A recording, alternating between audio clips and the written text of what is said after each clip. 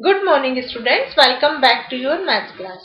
Students, in our last video class, we have completed exercise 10.4 in which we have discussed about how to measure angles and different types of angles. Now today we will continue chapter 10 basic geometrical ideas with exercise 10.5, but before that we will discuss about curves and types of curves. Curves. Shapes that can be drawn with pencil on paper similar to lines but need not to be straight are called curves. जब हम paper पे pencil की help से कोई shape बनाते हैं other than straight line तो वो कर्व्स कहलाती है। अब देखिए यहाँ पे आपने इस तरह से एक शेप बनाया, ये शेप स्ट्रेट लाइन नहीं है, यहाँ पे एक आपने स्केल या पेंसिल से जो यूज करके एक स्ट्रेट लाइन बनाते हैं उस तरह का शेप नहीं है। यहाँ पे आपने पेंसिल को इस तरह से घुमा के बनाया है।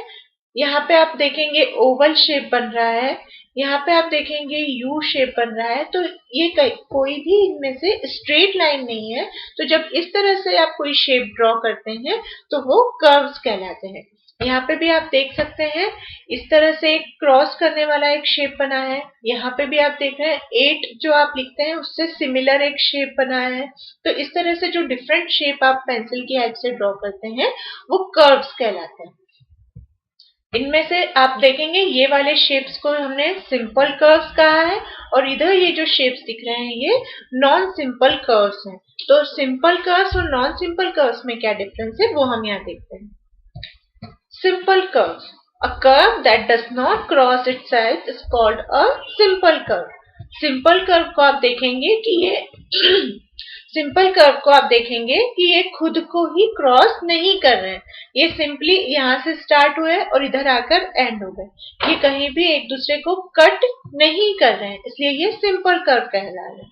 अब नॉन सिंपल कर्व क्या होते हैं? जो खुद को ही कट करते हैं या एक खुद को ही क्रॉस करते हैं वो नॉन सिंपल कर्व्स कहलाते हैं। जैसे कि आपने ये शेप बनाया है, हिंदी में हम चार इस तरह से लिखते हैं कुछ, तो जब हम इस तरह से शेप बना रहे हैं तो यहाँ पे वो खुद को ही क्रॉस कर रहा है, तो ये वाला जो शेप होगा वो नॉन सिंपल कर्व कहलाएगा। यहाँ पे भी आप देख रहे हैं, यहाँ पे जिस तरह से आपने ये शेप बनाया है तो ये शेप खुद को ही क्रॉस कर रहा है, खुद को ही कट कर रहा है, इसलिए ये नॉन सिंपल कर्व कहलाता है। तो सिंपल कर्व जो कि खुद को इंटरसेक्ट या कट नहीं करता है, खुद को क्रॉस नहीं करता है, वो सिंपल कर्व कहलाता है। और जो खुद को ही इंटरसेक्ट या खुद को ही कट करता है, खुद को ही क्रॉस करता है, वो नॉन सिंपल कर्व कहलाता है। Now open figures. The figures whose starting point and end point are different are called open figures. जिन फिगर्स के स्टार्टिंग पॉइंट और एंड पॉइंट डिफरेंट हो, सेम ना हो, वो कहलाते हैं ओपन फिगर्स। जैसे कि आप इस एग्जाम्पल पे देख सकते हैं, आप जब पेंसिल की हेल्प से इस तरह से ये फिगर ड्रॉ करेंगे तो आप इस शेप को यहाँ पे लाके एंड कर रहे हैं। स्टार्टिंग पॉइंट यहाँ है, एंड पॉइंट यहाँ है, दोनों डिफरेंट है, तो ये फिगर कहलाएगा ओपन फिगर। इस वाले एग्जाम्पल में भी आप देख सकते हैं, आपने यहाँ से ये फिगर बनाना स्टार्ट किया, आपने इस तरह से पेंसिल घुमा के यहाँ तक बनाया, बट यहाँ पे लाके एंड कर दिया, उसे स्टार्टिंग पॉइंट से नहीं जोड़ा है, इसलिए ये भी कैसा होगा? Open figure. इस एग्जाम्पल में भी देखिए, ये स्टार्टिंग पॉइंट है आपका, स्टार्टिंग पॉइंट से आपने इस फिगर को ड्रॉ करना स्टार्ट किया और यहाँ पे लाके एंड कर दिया। एंड पॉइंट यहाँ है, स्टार्टिंग पॉइंट यहाँ है, both are different, so it is open figure. In last example also you can see you have drawn from this point, and when we end this figure, its end point is this, both are different, so it is also open figure. आपने यहाँ से बनाना start किया है और यहाँ लाके and कर दिया है, दोनों पॉइंट्स को ज्वाइन नहीं किया है, तो ये दोनों पॉइंट्स डिफरेंट है, स्टार्टिंग पॉइंट अलग है, एंड पॉइंट अलग है, तो ये भी कैसा फिगर होगा? Open figure. Now closed figures. Closed figures क्या होते हैं? जिसका स्टार्टिंग पॉइंट और एंड पॉइंट सेम हो वो क्लोज्ड फिगर कहलाते हैं। The figures whose starting point and end point are same are called closed figure. जिनका स्टार्टिंग और एंड पॉइंट सेम होगा वो क्लोज्ड फिगर कहलाएंगे। जैसे कि इस एग्जांपल में आप देखिए, आपने इस फिगर को यहाँ से बनाना स्टार्ट किया पेंसिल को इस तरह से मूव किया और लास्ट में स्टार्टिंग पॉइंट पे ही ज्वाइन कर दिया। तो जब आप इस तरह से कोई फिगर बनाते हैं जिसका स्टार्टिंग पॉइंट और एंड पॉइंट सेम हो, वो क्लोज्ड फिगर कहलाता है। यहाँ पे भी आपने सर्कल ड्रॉ करना स्टार्ट किया, सपोज इस पॉइंट से स्टार्ट किया, पूरा एक कंप्लीट राउंड घुमाया और वापस से पेंसिल को वहीं लाके रोक दिया जहां पे आपने स्टार्ट किया था। तो यहाँ पे भी स्टार्टिंग पॉइंट और एंड पॉइंट सेम है, तो इसलिए ये फिगर कहलाएगा closed figure. In this shape also, this is a square. When we draw this square, its starting point and end point are same, so it is also a closed figure. यहाँ पे भी आप देख सकते हैं जो last example है उसमें एक पेंटागन है, ठीक है, 5 साइड्स है इसलिए एक पेंटागन है। जब आपने यहाँ से बनाना स्टार्ट किया, किसी भी एक पॉइंट को आप चूज कर सकते हैं। सपोज मैंने यहाँ से बनाना स्टार्ट किया है, तो इस तरह से हमने पेंसिल को मूव करके लास्ट में अगेन हम स्टार्टिंग पॉइंट पे आ गए हैं। स्टार्टिंग पॉइंट और एंड पॉइंट सेम है, इसलिए ये भी क्या कहलाएगा, एक क्लोज्ड फिगर कहलाएगा। Now, closed curves divides a plane into 3 regions. Closed figures जो होते हैं उन्हें हम 3 रीजन्स में डिवाइड कर सकते हैं। 3 रीजन्स में किस तरह से डिवाइड कर सकते हैं? Boundary of the curve. अब देखिए यहाँ पे इस पेंसिल से जो आपने ये कर्व बनाया है या जो फिगर बनाया है, ये इसकी बाउंड्री कहलाती है। बाउंड्री कहलाती है, उस बाउंड्री को हम रीजन कहते हैं ऑन द कर्व, जो कि कर्व के ही ऊपर होती है। ये जो पेंसिल से आपने ड्रॉ की है ये क्या कहलाएगी, कर्व की बाउंड्री। ये आपने स्क्वायर बनाया है तो ये हम कैसे देख सकते हैं, with the help of its boundary. जब हम इसकी बाउंड्री देख रहे हैं तब हम ये आइडेंटिफाई कर पा रहे हैं कि ये एक स्क्वायर है। हम इसकी बाउंड्री से ये आइडेंटिफाई कर पा रहे हैं कि ये एक सर्कल है। तो बाउंड्री, ये इसकी जो फिगर हम बनाते हैं उस फिगर की जो आउटलाइन होती है उसे हम बाउंड्री ऑफ द कर्व कहते हैं, which is on the curve, यानी कि ये कर्व के ही ऊपर होती है। Interior of the curve which is inside the curve, जो कर्व के अंदर का पार्ट होता है उसे हम इंटीरियर ऑफ द कर्व कहते हैं। जैसे कि इन एग्जांपल्स में मैंने बताया, इस सर्कल के अंदर का भाग, इस क्वाड्रिलेटरल के अंदर का भाग, इस स्क्वायर के अंदर का पार्ट और इस पेंटागन के भी अंदर का पार्ट, जो भी अंदर का पार्ट होगा वो अंदर वाला भाग इंटीरियर ऑफ द कर्व के नाम से जाना जाता है। और ये इनसाइड द कर्व मतलब कर्व के अंदर होता है। Exterior of the curve, exterior मतलब बाहर वाला पोर्शन। अब इस सर्कल के बाउंड्री के बाहर की साइड जो भी पोर्शन है वो कहलाएगा एक्सटीरियर ऑफ द कर्व। इस क्वाड्रिलेटरल को भी आप देखेंगे, इसके बाहर वाला जितना भी पोर्शन है वो कहलाएगा एक्सटीरियर। स्क्वायर के बाहर वाला जो भी पोर्शन है वो कहलाएगा exterior of the square, and इस पेंटागन के बाहर का जो भी हिस्सा है वो कहलाएगा exterior of the curve, which is outside the curve. Outside मतलब बाहर की ओर।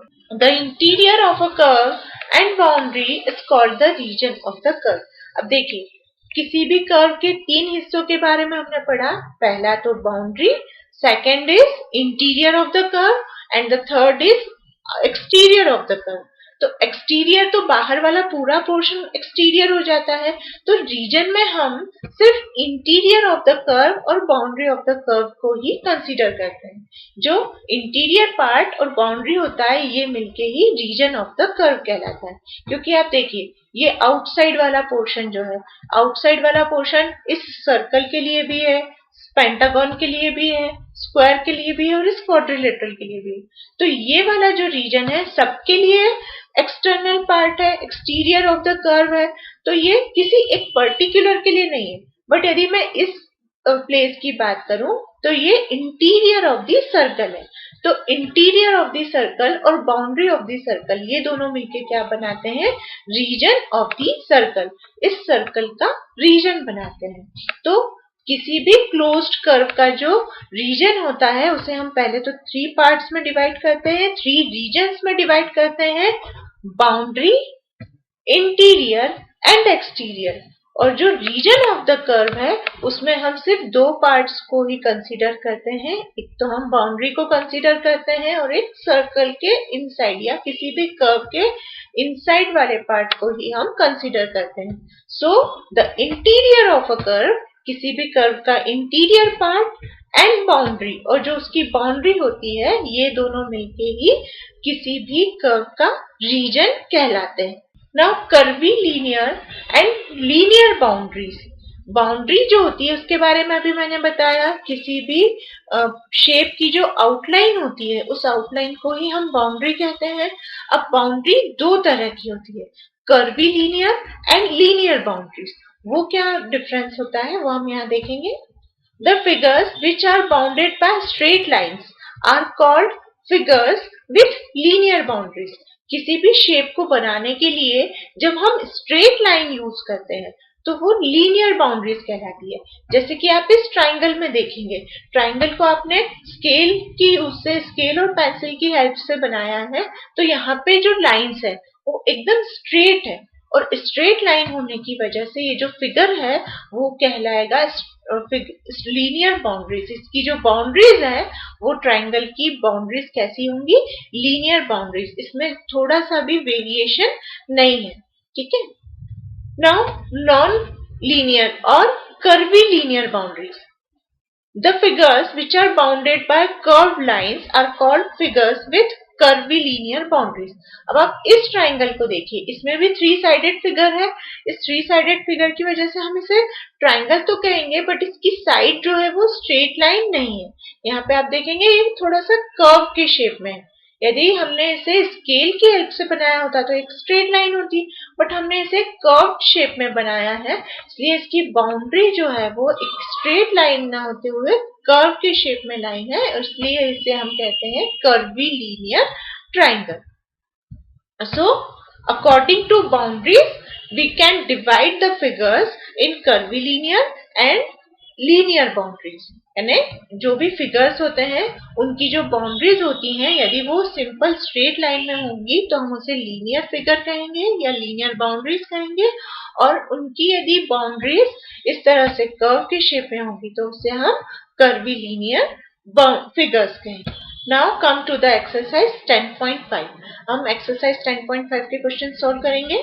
In question number 1, observe the following table. You have given a table in the question and you have to fill in the blanks. यानी कि आपको types of curves बताना है, ठीक है। आप जब बुक में ये क्वेश्चन देखेंगे तो आपको एक टेबल में इस तरह से कुछ फिगर गिवन है, आपको इन फिगर को आइडेंटिफाई करना है और आपको टाइप्स ऑफ कर्व, जो हमने डिफरेंट टाइप्स के कर्व देखे हैं, उनमें इसे क्लासिफाई करना है। So first figure is like this. आपको इस तरह से एक फिगर गिवन है जिसमें कि बस आपको पेंसिल से इस तरह से बना हुआ शेप दिख रहा है। तो अब देखिए यहाँ पे स्टार्टिंग पॉइंट यहाँ है, एंड पॉइंट अंदर की ओर है। यदि हम इस तरह से माने कि हमने यहाँ से बनाना स्टार्ट किया है इस फिगर को, तो भी स्टार्टिंग पॉइंट यहाँ पे है और एंड पॉइंट बाहर है, दोनों डिफरेंट है। तो इस तरह के शेप को हमने क्या कहा था, ओपन कर्व। जब स्टार्टिंग पॉइंट और एंड पॉइंट डिफरेंट हो तो इस तरह के शेप को हम कहते हैं open curve. So it is known as open curve. हमें टाइप्स ऑफ कर्व बताना है तो हम यहाँ पे इसे ओपन कर्व कहते हैं। Now, in the second example, you have given a figure which is like an oval. आप बुक में यदि देखेंगे तो ये शेप कुछ ओवल शेप में है, तो इसका आपको टाइप बताना है कि ये किस टाइप का कर्व है। तो देखिए इसका जहां भी आपने स्टार्ट किया है तो स्टार्टिंग पॉइंट और एंड पॉइंट सेम है। स्टार्टिंग और एंड पॉइंट सेम होने की वजह से हम इसे कहेंगे क्लोज्ड फिगर। ये कहीं से भी ओपन हमें नहीं दिख रहा है, ये कंप्लीटली क्लोज्ड है, इसलिए क्लोज्ड कर्व कहना है। In the next example, in the next question we have given a figure like this. आप यहाँ पे भी देख सकते हैं, यदि हम किसी भी एक पॉइंट से इसको ड्रॉ करना स्टार्ट करते हैं, लेट्स से यहाँ से हमने इसे यदि यहाँ से ड्रॉ करना स्टार्ट किया है तो इस तरह से हम पेंसिल मूव करेंगे और वापस से जब हम एंड करेंगे तो हम उसी पॉइंट पे एंड कर रहे हैं, यानी कि इस शेप को बनाने के लिए भी स्टार्टिंग पॉइंट और एंड पॉइंट सेम है, इसलिए ये भी क्लोज्ड कर्व कहलाएगा। In the next example we have given a parallelogram. हमें एक रोम्बस या पैरेललोग्राम गिवन है। इसमें अब आप देखेंगे यहाँ पे हमने स्टार्ट किया सपोज, तो पेंसिल को इस तरह से मूव किया और वापस उसी पॉइंट पे आ गए, यानी कि स्टार्टिंग पॉइंट और एंड पॉइंट जो है वो सेम है, डिफरेंट नहीं है, इसलिए ये भी कहलाएगा closed curve. Now in the next question we have given a shape like an oval. Oval की शेप में एक आपको फिगर गिवन है, बट इसमें यहाँ पे अंदर 2 लाइंस भी है जो एक दूसरे को क्रॉस कर रही है। तो अब देखिए यहाँ पे ओवल शेप है, यानी कि ये कंप्लीटली क्लोज्ड है। ठीक है, आपने यहाँ से यदि इस ओवल को बनाना स्टार्ट किया सपोज, तो इसको पूरा एक कंप्लीट राउंड इस तरह से घुमाया, तो ये स्टार्टिंग पॉइंट और एंड पॉइंट सेम हो गया, इसलिए ये क्लोज्ड कर्व तो है। बट यहाँ पे इसमें जो अंदर से आपने लाइंस ड्रॉ की है ये एक दूसरे को क्रॉस कर रही है, और ये एक दूसरे को क्रॉस कर रही है, इसलिए हम यहाँ पे लिखेंगे closed but not simple curve. ये सिंपल कर्व नहीं है। ठीक है, so we will name this as closed figure but not simple curve. Now the next question of this exercise is draw a closed curve and draw 4 points A, B, C and D such that आपको एक closed curve draw करना है और आपको 3 different cases दिए गए हैं, इन cases को भी आपको follow करना है। So आपको कर्व क्लोज्ड कर्व बनाना है, उनके ऊपर points A B C D लेना है, पर इन पॉइंट्स की जो पोजीशन होगी वो अकॉर्डिंग टू कंडीशन हम ड्रॉ करेंगे। सबसे पहले वाली कंडीशन हमें गिवन है all the 4 points are on the boundary of curve. हमें सबसे फर्स्ट कंडीशन में क्या बोला गया है कि ए बी सी डी जो आप 4 पॉइंट्स बना रहे हैं वो सभी बाउंड्री पर आना चाहिए। तो सबसे पहले मैंने यहाँ पे क्लोज्ड फिगर ड्रॉ किया है, क्लोज्ड कर्व, एक क्वाड्रिलेटरल बनाया मैंने। इस क्वाड्रिलेटरल की बाउंड्री जो है, इसकी जो आउटलाइन पे है उसी पे मुझे चारों पॉइंट्स लेने हैं, तो मैंने इसकी बाउंड्री पे ही चारों पॉइंट्स ले लिए A B C D. Next condition is 2 points are in the interior of the curve and 2 points are in the exterior of the curve. आपको एक closed figure बनाना है अगेन, जिसमें 2 points तो इंटीरियर में होना चाहिए और 2 पॉइंट्स एक्सटीरियर में होना चाहिए। तो यहाँ पे मैंने एक रेक्टेंगल ड्रॉ किया है, it is also a closed figure. Closed curve तो है, इसी के साथ साथ 2 पॉइंट्स ए बी को मैंने इनसाइड बना दिया है, तो ये कहलाएंगे in the interior of the curve. और सी डी जो पॉइंट्स है उनको मैंने इस कर्व के बाहर बनाया है, so it will call outside of the curve और exterior of the curve. In the next condition we have given all the 4 points are on the exterior of the curve. हमें नेक्स्ट वाली condition में बोला गया है चारों points exterior में, मतलब बाहर की साइड होना चाहिए। सो इस एग्जांपल में हमने क्या किया, एक रेक्टेंगल ड्रॉ किया। रेक्टेंगल क्या होगा, क्लोज्ड कर्व कहलाएगा, और हमें सारे पॉइंट्स को आउटसाइड करना है, तो इस तरह से मैंने ए बी सी डी चारों पॉइंट्स को इस कर्व के बाहर बना दिया। ये जरूरी नहीं है हम नीचे ही बनाए, हम इस साइड भी बना सकते हैं, ऊपर भी बना सकते हैं, या इस साइड भी बना सकते हैं, यानी कि हमें बस कर्व या फिगर के बाहर बनाना है। अब वो आउटसाइड में किसी भी पोर्शन में हम इसे ड्रॉ कर सकते हैं। इसी तरह से इन पॉइंट्स में भी हम ये भी कर सकते हैं कि ए बी को बाहर बना दें, सी डी को अंदर बना दें। बस हमें इस तरह से लेना है according to condition, 2 points inside and 2 points outside.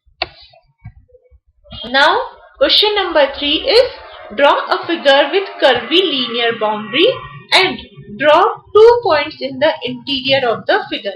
आपको यहाँ पे बोला गया है क्वेश्चन में कि एक फिगर आपको ड्रॉ करना है जिसकी बाउंड्री कर्वी लीनियर होनी चाहिए। अभी मैंने आपको बताया था कर्वी लीनियर बाउंड्री किसे कहते हैं, जब भी आप कोई शेप बनाते हैं और उसकी बाउंड्री यदि स्ट्रेट लाइन नहीं होती है, उसकी बाउंड्री कर्व के शेप में होती है, तो वो कर्वी लीनियर बाउंड्रीज कहलाती है। तो यहाँ पे हमने इस तरह से एक शेप बनाया, आप देखेंगे ये एक ऑनियन के शेप में है, इस तरह से हमने एक शेप बनाया, तो ये क्या कहलाएगा, figure with curvy linear boundary, क्योंकि इसकी बाउंड्री स्ट्रेट लाइन नहीं है, इसलिए ये कहलाएगा figure with curvy linear boundary. ये बना दिया हमने। अब इसके बाद हमें एक और कंडीशन बोली गई है, draw 2 points in the interior of the figure. इस फिगर के अंदर हमें 2 पॉइंट्स भी बनाना है, तो इस तरह से हमने 2 पॉइंट्स उन्होंने ए और बी का नाम दे दिया है। In the next question, draw a figure with linear boundary and draw 2 points in the exterior of the figure. हमें यहाँ पे एक क्लोज्ड फिगर बनाना है with linear boundary. Linear boundary मतलब जिसकी बाउंड्रीज स्ट्रेट लाइन होनी चाहिए। तो यहाँ पे हमने एक रेक्टेंगल ड्रॉ किया और हमें बोला गया है कि 2 पॉइंट्स हमें ड्रॉ करना है इसके एक्सटीरियर में। इस फिगर के एक्सटीरियर में हमें 2 पॉइंट्स ड्रॉ करना है। तो हमने एक्सटीरियर में 2 पॉइंट्स ए और बी बनाए। Students, here we have completed exercise 10.5 as well as chapter 10. In our next video class, we will start any other chapter. Till then, take care. Thank you.